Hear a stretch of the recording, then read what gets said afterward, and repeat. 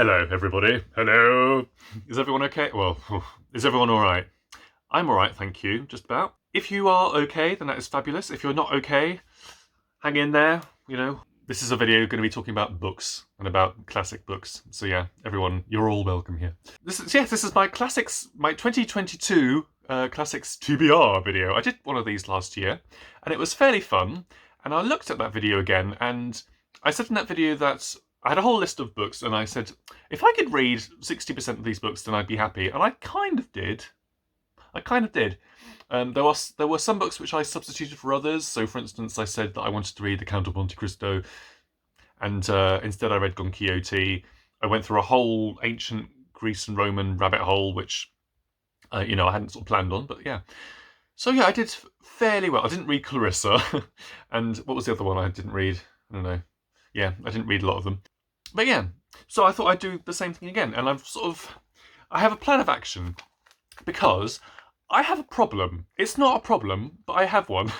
In that I want to read everything. I want to read everything, but you can't read everything.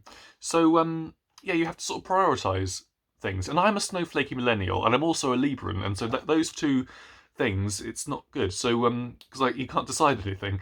I've chosen 10 books and authors I do want to read this year in 2022. Surrounding that, there are other books and other authors which are kind of offshooting those sort of main 10. So this video, it's going to kind of be, I'm going to be throwing a lot of names and a lot of books at you, but what I'm not saying that I'm going to read all of them, is what I'm saying. I'm saying that I'm going to throw a lot of names at you, and then I might not read any of them. Hello. Right, so first off, we're going to start with the body. You see, I don't mince words. No, we're going to start, so we're going to kind of go chronologically. And the first book that I want to talk about is the Mahabharata. The Mahabharata, yes, we're going to ancient India. I believe this is sort of 4th century BCE, I think. It is one of, if not the longest epic poem around. And it's a big old deal. Now, why do I want to read this? Because, so in September, I think, I went down this big ancient Greece, ancient Rome rabbit hole, and it kind of got me thinking about foundational texts. And yes, and this is a fairly big foundational text, particularly in Hinduism and, importance to India and Hinduism. There we go. It was weird. So I had sort of had this on the horizon of my kind of wish list. And then I was in an Oxfam in London. Oxfam, if you don't know, if you're not in the UK, Oxfam is a charity shop, basically. And you don't often see the Mahabharata in an Oxfam or a charity shop. So I was like, ooh, go on then. And it's been it's been read, but it's been well looked after. And I was like, ooh, go on then. So yeah, so I kind of want to read this. Now, it's a big old whopper, and the only thing I'm kind of nervous about is that just flicking through it, it looks very difficult. It just looks very difficult. So, am I going to read this cover to cover? I'm not sure. I think what I might do is I might kind of sort of dip in and out of it, maybe. I don't know whether it's like a linear narrative. I don't know whether it's a linear narrative. If anyone has any sort of recommendations of how to read the Mahabharata, I'd be very grateful, because, I don't know whether to read it like a novel. I mean, something like the Odyssey, you can very much read from start to finish as a novel, and it's fine. Is it the same with this? Can I read it, start to finish like a novel, or is it more, is it worth kind of just sort of dipping in and out, just sort of start off with? I don't know, let me know. But yes, I'm very, very interested and very excited to read this. And out of this, there are a few other foundational texts that I would like to get to. I mean, there's Monkey, the Monkey, Journey of the Monkey, which is the big Chinese one. And then sort of ancient Persian literature, I'm sort of interested in that as well. So there's one called The Conference of the Birds, which I find which I'm like, oh, that sounds nice. And then also there's one called the Shahnameh, Shahnameh. Now that is a bit later. That's from 1010, I believe, to the 11th century. But yeah, that's another sort of like big, classic work from the Middle East. So yes, but first off, the Mahabharata, and yes, we shall see how that goes. Okay, so from ancient India to ancient Greece, we're going to go back to ancient Greece and ancient Rome. I am still interested in ticking off my ancient Greece and Roman literature. Now, specifically, I am interested in getting to Euripides. So with the ancient Greece and Roman stuff, I'm not interested at the moment in the histories. So I'm not really interested in Herodotus or Livy. At the moment, I'm more interested in the poets and the dramatists. So I've read Sophocles and Aeschylus. Now I need to read Euripides, so Medea and the Bacchae and all the rest of it. And then I'll have the three tragedians. I would have read all the three tragedians. With Aeschylus, I do need to read the Oresteia, which is his the big trilogy. But basically, I want to read Euripides as a priority.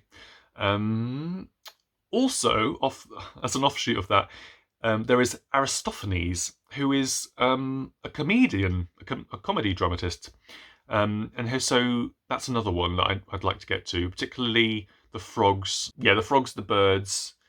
Yeah, Aristophanes, but basically Euripides. Now, also, my other problem that I have, which isn't a problem, is that I've developed this habit of going into a charity shop or a second-hand bookshop, and if I see a Black Spine Penguin classic, I'm like, ooh, go on then.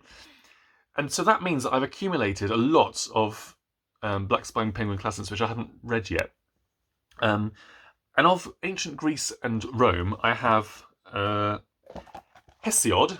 This edition is Hesiod and Theognis. I'm not so interested in Theognis, but Hesiod, in the kind of the chronologically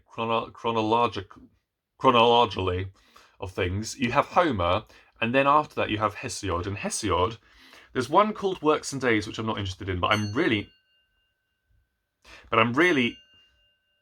Ghosts everyone! I'm really interested in reading the Theogony, which is kind of like his the creation story, but in Greek myths. I think my 9-year-old self would love that. So yes, and then also in a charity shop I saw this, or second-hand bookshop I saw this, The Golden Ass. This is by Lucius Apuleius. This is, I think, Roman. Yeah, Roman. So yeah, a bit later, but yes, thought this would be interesting. Right. Oh, it's big. I forgot how big this was. Okay, so we've gone from ancient Greece. We're now skipping all the way through to the Middle Ages. And a big work that I definitely want to get to this year is the Decameron. Not David Cameron, but the Decameron. So canonical work is interesting to me because it all links to each other, and everything kind of, there is a sort of like a through line that you can make with certain things. So for instance, I've just finished the Divine Comedy, and it's interesting because that sort of is influenced by ancient Rome and stuff, and then the Divine Comedy kind of inspires this inspires another book I'm going to talk about, that inspires Shakespeare, there's a through line, so I'm sort of interested in kind of working through the through line. And the Decameron is a book that I'd love to read this year. So I think what this is about is a group of people who are escaping a plague, and they're in this castle, and they spend 10 days in this castle, and they tell stories. They sort of tell stories to kind of bide their time in this castle, escaping this plague. And it's very bawdy, apparently. It's very sort of there's a lot of kind of sort of bawdy, gross humour in it. But yeah, I am interested to read it. I think so. If Dante wrote the Divine Comedy, this is the Human Comedy, I've heard. So I don't really know. I think that's right. Now, I had a thought, because it's set over 10 days, I had a thought to sort of challenge myself and try to read it over 10 days. I mean, maybe, it's basically 100 pages, 100 pages a day. I mean, this copy, not quite that. This copy is about 800 pages. So it's around, 80, let's say 80 pages a day. But I'd like to do that. I mean, that's something that I'd quite like to do as a challenge, sort of read the Decameron over 10 days. So yes, we shall see. But I really like to read this, and I'm interested to read how bawdy it actually gets, which I think it is fairly bawdy. Talking of bawdy stuff, the next one that I would love to get to is the Canterbury Tales. Yeah, this is another one of the definites on my list. This is sort of this. Well, apparently this is very much inspired by the Decameron, and again, it's a group. I don't know how they're connected, if they are connected, but it's a group of stories. Again, very bawdy. I do know that these are very bawdy, and very kind of have a humour that is very sort of base. but talking about that kind of through line, because the Canterbury Tales is like one of the things that inspired Shakespeare in some of his plays, and so I've heard that it's fairly difficult. So the actual original is in this very oldie worldy Middle Ages kind of language, which is very difficult to understand, and I think this is sort of more or less translated, I think. But we'll see how I deal with it. But I'm very excited to read the Canterbury Tales, because it's kind of one of the ones. I don't believe in shoulds. I don't believe in you should read this. But I'm just interested. Why am I interested in canonical work? Because I just want to know. I'm just curious. That's all it is, really. I don't sort of think I'm not one of these people who wants to be. I don't want to be well read. I have no interest in being well read, because well read as a term doesn't really mean anything to me. Because yes, I read all these things, but then I don't. But then I haven't read, any sort of genre fiction, really. So I'm not well read in genre fiction at all. And so it's kind of like, well, I don't know. Yeah. So that term well read doesn't really mean anything to me. I'm not interested in the kind of the. What am I trying to say? Yeah, I'm not interested in that. But I am curious in why works are more influential than others, and what makes works influential. Yeah, I'm just curious. So that's one of the reasons why I'm reading all these texts, because I'm curious to know, and I want to know, and I want to know my opinion as well. Okay, so a couple of ones, sort of heading into is it the Renaissance? Or sort of post-Renaissance? Well, post-Shakespeare anyway. So having read the Divine Comedy, I do want to read another kind of devilly work, which is Paradise Lost. Bit of John Milton, Now, Paradise Lost, reading the Divine Comedy was interesting, because it's a translated work. Paradise Lost is English, obviously, but it is in verse, and it is I've heard people say that it is very sort of impenetrable. So I'm sort of a little bit nervous, but I would like to read Paradise Lost a lot, because having read the Divine Comedy, it sort of feels like a kind of a logical step afterwards, let's say, to read Paradise Lost. Of course, it describes the fall of Satan, the fall of Lucifer. So, yes, Paradise Lost, definitely. Then, going completely round the world a little bit, I'd like to read a book. I think it's called Nine Cloud Dream, I want to say. Is that right? I'll just make sure that's right. Yeah, so last month I read The Story of Hong Gildong, which is a very short piece of Korean literature. And when I talked about it in my wrap-up, someone mentioned The Nine Cloud Dream. Yeah, I'd like to read this one. So this is 17th century Korean literature. Yeah, someone just mentioned it, and I had a look, and I was like, ooh, yes, I would like to read that. Yeah, so a Buddhist journey reminiscent of Dante's Inferno, exploring the illusions of human life, published greatest work of classic Korean fiction. Will the life we dream of truly make us happy? Yeah. So yeah, it just seems interesting. It just seems interesting. So I'd definitely like to get that at some point this year. Okay, so now we're jumping to the 19th century, and 19th century is just all over the place. There's just tons of stuff that I'd like to get to, but specifically, so I have a couple of Hardys here. Oh, Thomas Hardy or Bleak Thomas Hardy. I did say in my last video back in 2020 that I'd like to read some Thomas Hardy. I just never got around to it. And in my town there is a second-hand bookshop, and I've sort of noticed these, and I was like, ooh! And I bought these on 2 separate occasions. Now, particularly, I've got Tess of the Dollivols and Far from the Mood and Crude. So I'd love to read Tess of the Dollivols. I know it's very, very bleak, but I heard Douglas Stewart, who wrote Shahnameh, I read that Tess of the Dollivols, Dollivodo, kind of, sort of, not inspired, but kind of, sort of inspired him with Shaggy Bane, and what he said about it was quite interesting. So I'd really, really like to read this at some point. And then also, Far from the Madding Crowd, I'd like to I'd like to read this as well. So Thomas Hardy, we are doing it. We're doing it this year. Dickens, right? Dickens. So last year I said I want to read at least 6 Dickens novels. And I called it the Year of Dickens.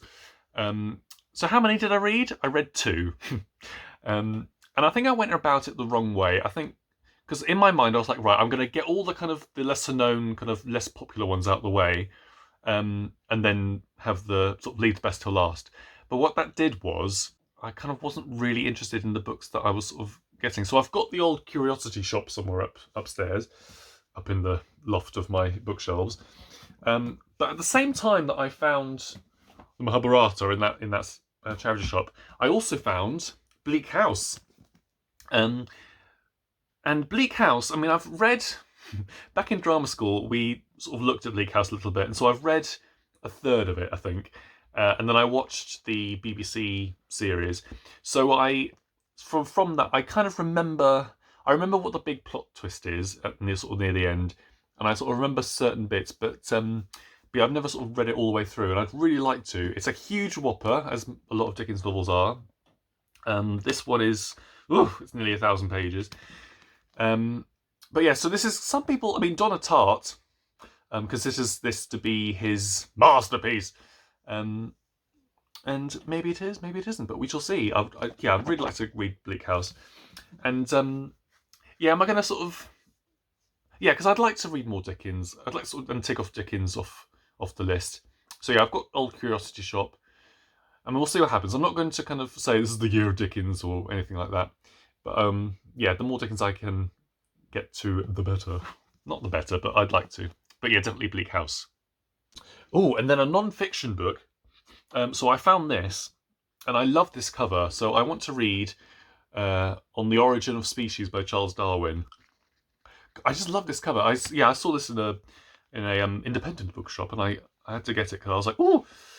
So and maybe there's a kind of link. I mean, reading sort of like the Divine Comedy and then reading Paradise Lost and all this sort of Christian stuff, and then sort of reading this. I don't know. But yeah, it was a big deal in its time. Obviously, it's a huge kind of like game changer. I really love this cover. So yeah, I would like to read this. Definitely. I've recently just seen a video by Bob the Bookerer talking about, is it the Wainwright Prize?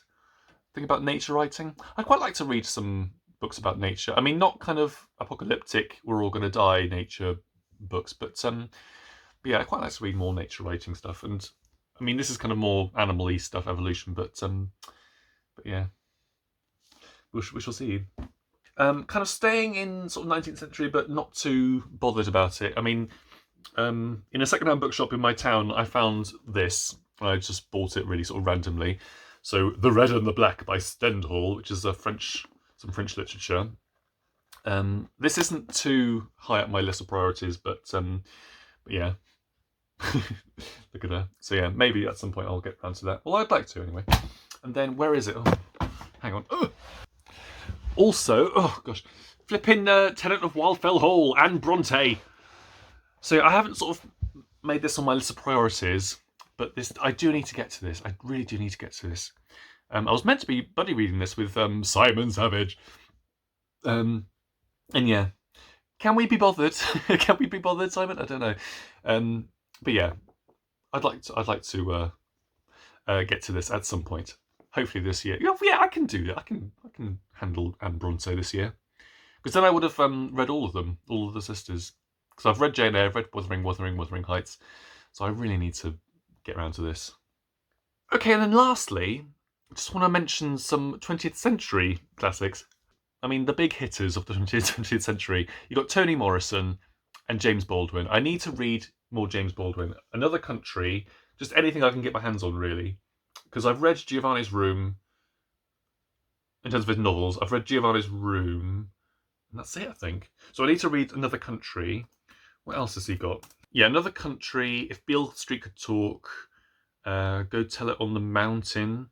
Yeah, I'd love to read some James Baldwin, because I really like Giovanni's Room. And then I read The Fire Next Time, is it? The Fire Next Time, yeah. So I read that. So he's someone that I need to I'd love to sort of read more of. And then the other one is Toni Morrison. I mean, I know Toni, it's kind of interesting, like, talking about modern classics. Well, yeah, I can talk about Toni Morrison being modern classic. She's on Harold Bloom's list, so there we go.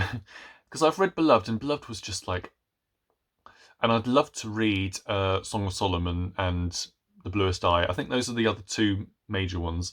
I've read Sula, which was interesting, but yeah, Beloved was one of my favourite books of the year. So I'd love to read Song of Solomon and Bluest Eye. I think that would be fabulous. And then another one I want to get to is Ngugi wa Thiong'o. Now, I've read a collection of essays by Ngugi wa Thiong'o, and I just find him fascinating, and I find his work fascinating. And I've got Wizard of the Flipping Crow. I read The Perfect Nine this year. So yeah, I'm sort of interested. Now, I think this is quite hard hitting. I think this is fairly kind of... when was it written? I think this was... I want to say the 60s? Yeah, 60s. But yeah, no, I'll be interested to read, because he's sort of a major big hitter, and I'd like to sort of get round to his work. So yeah, we'll see. As I say, I think this is fairly kind of 1963. Yeah, I think this is fairly not bleak, but just very kind of like we shall see. I think Penguin also does a collection of stories, or African stories, something like that. Hang on, let's get it up. Because in terms of kind of the canon, like canonical stuff in world literature, African literature kind of gets moved to the side. And I'm not sure whether that's because, there's work that hasn't really been translated into English as much, or whether because, I think Ngugi wa Thiong'o, he has talked about how African... there's a more oral storytelling tradition rather than a sort of literary tradition, if you know what I mean. But that doesn't mean that the stories aren't there. It's just that they're told in a different way. So I'm interested sort of just to see if there's any kind of pre-20th century stuff that I can kind of get my hands on. And I'm pretty sure that I saw, whether it was Penguin or someone else, they did a collection of stories. If I can find it, I'll put it up here. But yeah, Ngugi wa Thiong'o, he's a writer that I really find fascinating, and that I'd like to read more of. So there we go. So that's kind of where I'm heading in this year. It's a bit all over the place, but basically, yeah, I'm sort of trying to trace this vague sort of through line of things, and sort of see how we go. It might be that I don't read any of these, and that I want to. I'm definitely going to read a lot of these. But yes, we shall definitely see. So thank you for watching, if you've been watching. Oh yeah, I forgot. I've got this. So going back to classic Roman stuff, I picked this up. Plotinus, the Enneads. It's not the Enneads, because that's Virgil, but Enneads. This is a book that Steve Donoghue called Cloacal. It's philosophy. I'm not really interested in philosophy, but I don't know. I really like this cover. I'm such a idiot. So yeah, thank you for watching if you've been watching. I'm still reading War and Flipping Peace, so hopefully I'll get that done by end of January. That's just a Book of Prize book, and a library book. And yes, I shall see you very soon. Bye-bye!